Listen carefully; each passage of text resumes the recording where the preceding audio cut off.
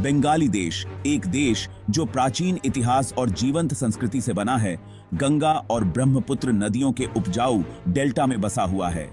इस भौगोलिक आशीर्वाद ने इसकी नियति को आकार दिया है, समृद्ध सभ्यताओं के विकास और एक अनोखी सांस्कृतिक पहचान को बढ़ावा दिया है। बंगाल के उपजाऊ मैदानों ने इस्लाम या मुगलों के आगमन से बहुत पहले शक्तिशाली साम्राज्यों के उदय को देखा। पहली सहस्राब्दी ईसा पूर्व के प्राचीन वंगा और पुंड्र साम्राज्य एक समृद्ध ऐतिहासिक विरासत की शुरुआत को चिह्नित करते हैं। महाभारत जैसे प्राचीन इंडियाई महाकाव्यों में वर्णित ये राज्य अपने समुद्री कौशल और दूर देशों के साथ व्यापारिक संबंधों के लिए जाने जाते थे। पुरातात्विक साक्ष्य कृषि, कला और शासन में प्रगति के साथ एक परिष्कृत समाज की ओर इशारा करते हैं। इन प्राचीन सभ्यताओं के अवशेष हालांकि खंडित और भूमि में बिखरे हुए हैं, उस समय की कहानियों को फुसफुसाते हैं जब बंगाल वाणिज्य और संस्कृति का केंद्र था, जो क्षेत्र की ऐतिहासिक चेतना पर एक अमिट छाप छोड़ता है। 8वीं से 12वीं शताब्दी ईस्वी तक पाल वंश ने बंगाल में सर्वोच्च शासन किया, शांति, समृद्धि और सांस्कृतिक उत्कर्ष के स्वर्ण युग की शुरुआत की। पाल सम्राट बौद्ध धर्म के अपने संरक्षण के लिए जाने जाते थे, बंगाल को सीखने और धार्मिक प्रवचन के एक प्रसिद्ध केंद्र में बदल दिया। उस युग की स्थापत्य प्रतिभा का एक प्रतीक, शानदार सोहंपा मठ दूर दूर से विद्वानों और तीर्थयात्रियों को आकर्षित करता था। पालाओं के शासनकाल में साहित्य, कला और वास्तुशिल्प का विकास हुआ, जिसकी गूंज आज भी बंगाली देश के सांस्कृतिक परिदृश्य में महसूस की जा सकती है। पाल काल बंगाल के गौरवशाली अतीत के प्रमाण के रूप में खड़ा है, एक ऐसा समय जब यह क्षेत्र विश्व मंच पर चमकता था, दक्षिण एशिया के बौद्धिक और आध्यात्मिक विकास में महत्वपूर्ण योगदान देता था। पालाओं के पतन के साथ बंगाल ने शक्तिशाली मुस्लिम शासकों के उदय को देखा, जिन्होंने बंगाल सल्तनत की स्थापना की। 3 शताब्दियों से अधिक समय तक फैले इस युग ने इस क्षेत्र के राजनीतिक और सांस्कृतिक परिदृश्य में एक महत्वपूर्ण बदलाव को चिह्नित किया। सुल्तान, हालांकि इस्लाम के संरक्षक थे, ने धार्मिक सहिष्णुता की नीति अपनाई, एक अद्वितीय समन्वयवादी संस्कृति को बढ़ावा दिया, जिसने इस्लामी और स्वदेशी परंपराओं को मिश्रित किया। इस अवधि के दौरान बंगाली भाषा फली फूली एक जीवंत साहित्यिक माध्यम के रूप में विकसित हुई। सल्तनत काल में भव्य मस्जिदों, मकबरों और पुलों का निर्माण हुआ, जिनमें से कई आज भी बंगाल की समृद्ध स्थापत्य विरासत के स्थायी प्रतीक हैं। भाग 5, मुगल छाया के तहत। 16वीं शताब्दी में बंगाल की मुगल विजय ने शाही भव्यता और आर्थिक समृद्धि के एक नए युग की शुरुआत की। उपजाऊ प्रांत, जिसे अपनी प्रचुरता के लिए राष्ट्रों का स्वर्ग कहा जाता है, अपनी संपत्ति और प्रतिष्ठा में महत्वपूर्ण योगदान देते हुए मुगल ताज का गहना बन गया। सम्राट जहांगीर के नाम पर जहांगीर नगर का नाम बदलकर ढाका व्यापार और मुगल प्रशासन के केंद्र के रूप में फला फूला। इस शहर ने भव्य मस्जिदों, बगीचों और महलों के निर्माण को देखा, जो मुगल और बंगाली संस्कृतियों का एक पिघलने वाला बर्तन बन गया। हालांकि समृद्धि के लिबास के नीचे असंतोष के बीज थे। राजस्व संग्रह की मुगल प्रणाली, जो अक्सर शोषणकारी होती थी, ने स्थानीय आबादी के बीच बढ़ते आक्रोश को जन्म दिया, जिससे भविष्य के संघर्षों का मंच तैयार हुआ। भाग 6, ईस्ट इंडिया कंपनी, कलह के बीज।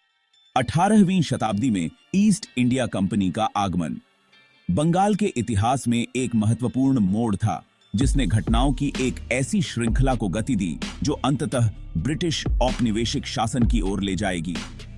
कंपनी, शुरू में एक व्यापारिक उद्यम, ने धीरे धीरे अपने प्रभाव का विस्तार किया।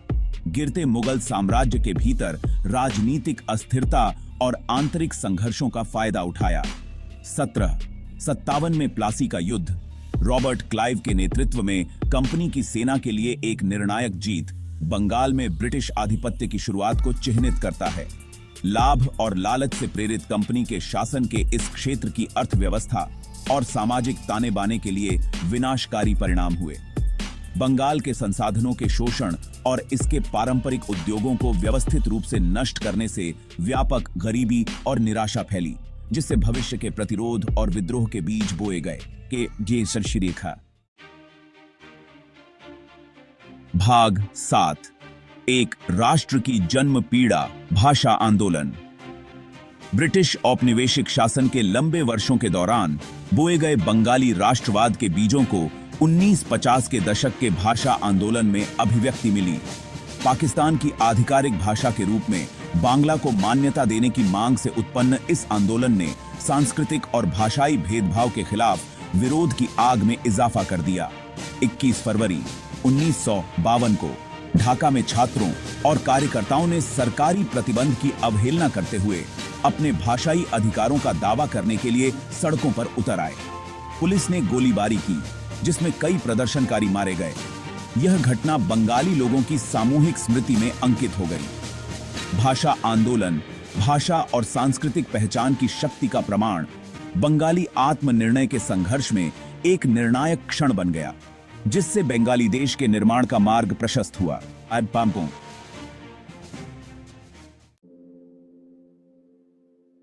भाग 8। मुक्ति संग्राम।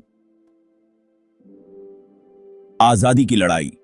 1971 के मुक्ति संग्राम में आत्मनिर्णय के लिए बंगाली लोगों की लंबे समय से दबी हुई आकांक्षाएं सामने आईं। 25 मार्च 1971 को पूर्वी पाकिस्तान में निहत्थे नागरिकों पर पाकिस्तानी सेना द्वारा क्रूर कार्रवाई ने एक सामूहिक विद्रोह छेड़ दिया, जिसने पूरे क्षेत्र को अपनी चपेट में ले लिया। अवामी लीग के करिश्माई नेता शेख मुजीबुर रहमान के नेतृत्व में बंगाली देश के लोगों ने भारी बाधाओं के खिलाफ स्वतंत्रता के लिए एक बहादुर संघर्ष छेड़ दिया। मुक्ति वाहिनी बंगाली स्वतंत्रता सेनानियों ने भारत द्वारा सहायता प्राप्त साहस और दृढ़ संकल्प के साथ लड़ाई लड़ी। अकल्पनीय अत्याचारों और अपार पीड़ा से चिह्नित युद्ध 16 दिसंबर 1971 को पाकिस्तानी सेना के आत्मसमर्पण के साथ समाप्त हो गया। की राख से पैदा हुआ बंगाली देश दुनिया के नक्शे पर एक नए राष्ट्र के रूप में उभरा। भाग 9। बंगाली देश आज, प्रगति की एक टेपेस्ट्री। 1971 में अपनी स्वतंत्रता के बाद से बंगाली देश ने बाधाओं को मात दी है।